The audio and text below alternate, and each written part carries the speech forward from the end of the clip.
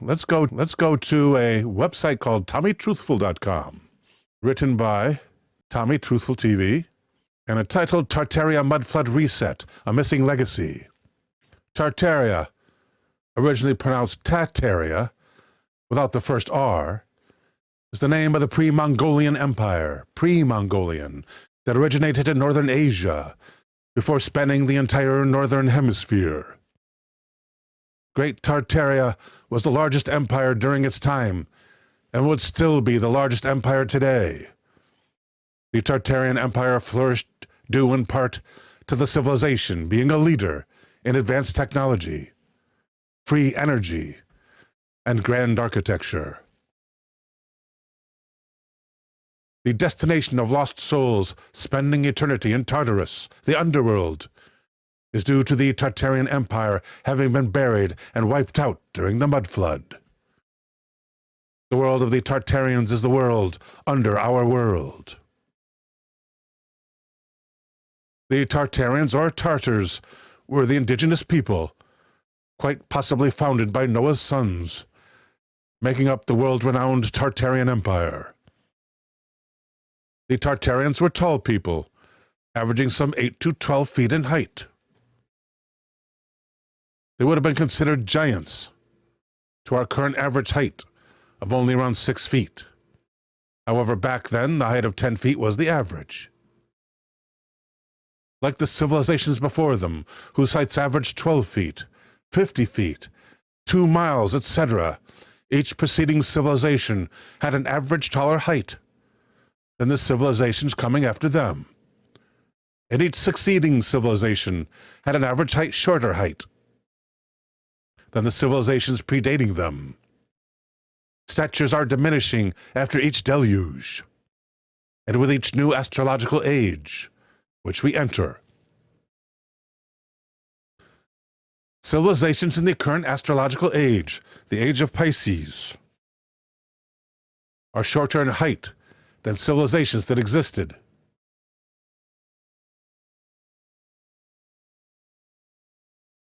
In the previous astrological age, the age of Aries.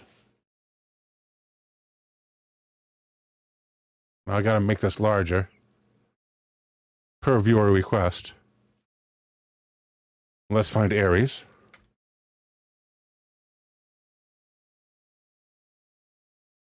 And will be taller than civilizations that exist in the next astrological age, the age of Aquarius.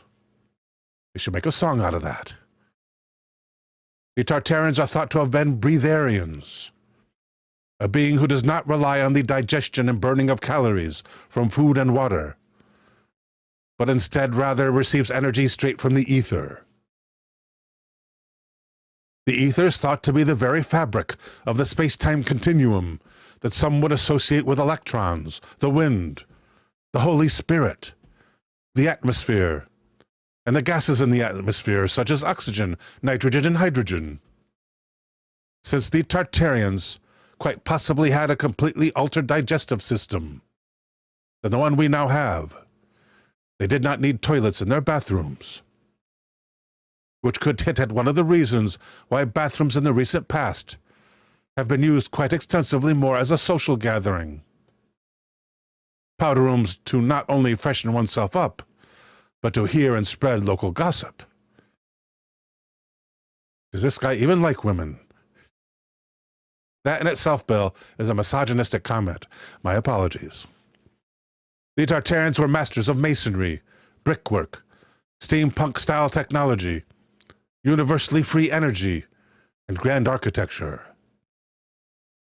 Their Roman Gothic-esque style can be found in the current guise as water ducts, city halls, banks, water stations, cathedrals, churches and hospitals, and similar public and city work-type buildings.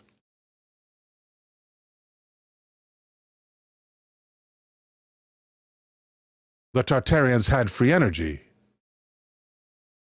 Churches, cathedrals, mosques, and other buildings of worship were originally etheric power stations, water stations, and centers for sound resonating acoustical healing. The buildings that religionists use as places of worship in our present day originally functioned as hospitals during the reign of the Tartarian Empire. Tartarian buildings are more similar in function to pyramids and temples found across the world than what we are led to believe by mainstream peer-reviewed science. Through ingenious engineering, intricate architecture, and advanced technology, the Tartarians transformed the Earth into a circuit board powered by the ether, just like the ancients did with the pyramids and temples. The crosses on top of Tartarian buildings were used as etheric electrical antennas, which were connected to the rebar embedded throughout the building structure. Streetlights that existed during the reign of the Tartarian Empire were tall etheric electrical antennas. These streetlights harnessed the power of the ether, which caused the gases inside of the upper bulb to ionize and fluoresce.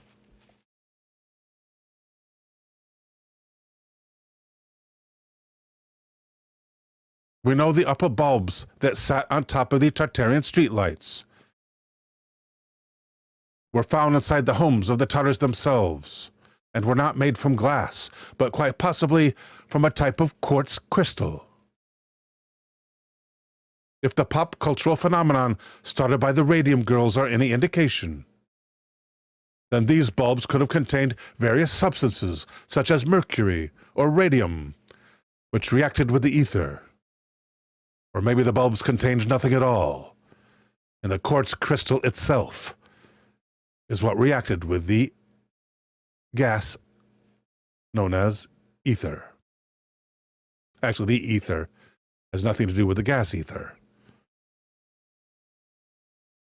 Oh, look at that. Tartarian fireplaces and chimneys. That area must be circled for a reason.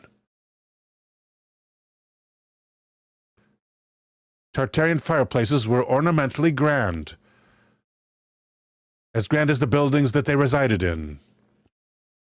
These fireplaces were used as a type of bragging rights by revealing the intricate architecture of the homeowner's taste to visiting guests and relatives. Contrary to how we use fireplaces today, fireplaces themselves were not engineered to burn anything. Chimneys were not used to route smoke from the fireplace and outside of the home, and rebar in the structure of the home was not primarily used to provide any structural support. Instead, the rebar in the home was connected to the rooftop tower dome, quite possibly filled with various substances, such as mercury or radium or quartz crystal, and the metal poles sticking out of the top and sides of the building.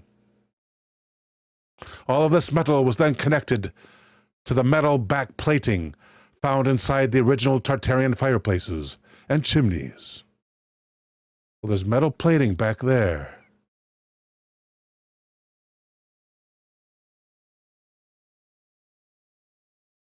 Here's examples of towers and the antennas on top of some of them. Like crosses found on top of churches, cathedrals, and mosques. I don't know how many crosses you're going to find on mosques, but I don't know that much about a mosque. The metal poles, the metal poles sticking out of the top and sides of homes and other Tartarian buildings acted as etheric electrical antennas, harnessing the power of the ether and focusing that free energy into the chimney. Air ventilation shafts, or air ducts found throughout the home's rooms, were connected to the chimney. The rebar, rooftop tower dome, and metal poles sticking out of the sides of the home acted like a spider web, attracting the power of the ether and concentrating that energy throughout the home. Similar to how spiders can grow and survive without food and water, as long as they are touching their web, the Tartarians were able to grow and survive without food and water so long as they stayed inside of their energized homes.